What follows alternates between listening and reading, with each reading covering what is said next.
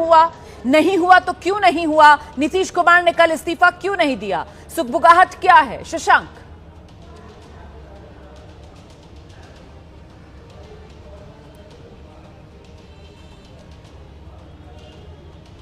आपको मेरी आवाज मिल रही है? शशांक,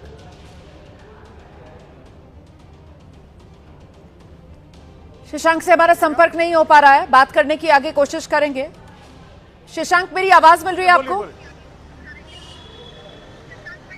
जी जी जी जी जी मैं आपसे ये जानना चाह रही हूँ शशांक कि सुगबुगाहट क्या है? जो परंपरा रही है, मंत्रिमंडल भंग करने के बाद मुख्यमंत्री इस्तीफा सौंप देते हैं, राज्यपाल उनसे कहते हैं जब तक नई सरकार का गठन ना हो जाए आप केयरटेकर सीएम बने रहिए, तो यहां कल नीतीश कुमार जब राजभवन पहुंचे तो इस्तीफा क्यों नहीं दिया? देखिए, यही एक बड़ा सवाल है कि आखिर नीतीश ने कल इस्तीफा क्यों नहीं दिया। माना यही जा रहा था कि जो नीतीश सरकार की जो ये मौजूदा कैबिनेट है, इसकी जो कल अंतिम बैठक हुई उसमें यही समझा जा रहा था कि नीतीश कुमार जो है विधानसभा भंग करने की अनुशंसा करेंगे और राज्यपाल के पास जाकर इस्तीफा सौंपेंगे और नई सरकार के गठन तक जो है वो कार्यवाहक मुख्यमंत्री बने रहेंगे, लेकिन ऐसा हुआ नहीं है।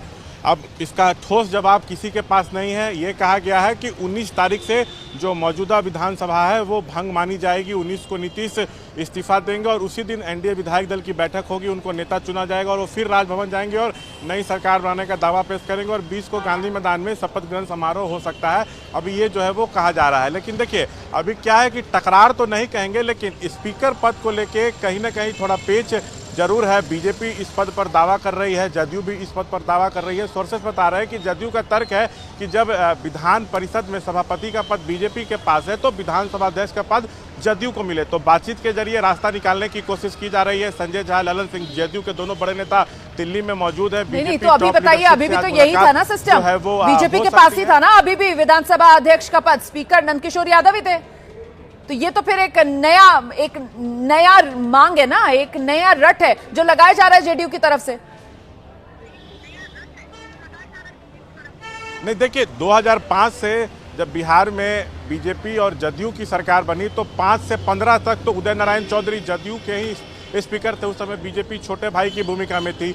15 में जब महागठबंधन की सरकार आई तो राजद की सीटें ज़्यादा थी जदयू के मुकाबले। तभी 2015 से 20 जदयू के विजय चौधरी स्पीकर रहे। लेकिन जैसे ही 2020 का विधानसभा चुनाव हुआ, बीजेपी की ज़्यादा सीटें आई तो स्पीकर विजय सिन्हा बने थे। उसके बाद महागठबंधन की सरकार आ गई तो राजद के बाद बिहारी चौधरी बने। लेकिन जैसे ही फिर बीजेपी की सरकार आई तो नंदकिशोर यादव को स्पीकर बनाया गया। तो बीजेपी बड़ी पार्टी है और चाहती है कि स्पीकर पद हमारा हो। तो बातचीत के जरिए रास्ता निकालने की कोशिश की जा रही है। देखते हैं कि कब ये रास्ता निकलेगा। फिलहाल आपका बहुत शुक्रिया शशांक इस तमाम जानकारी के लिए।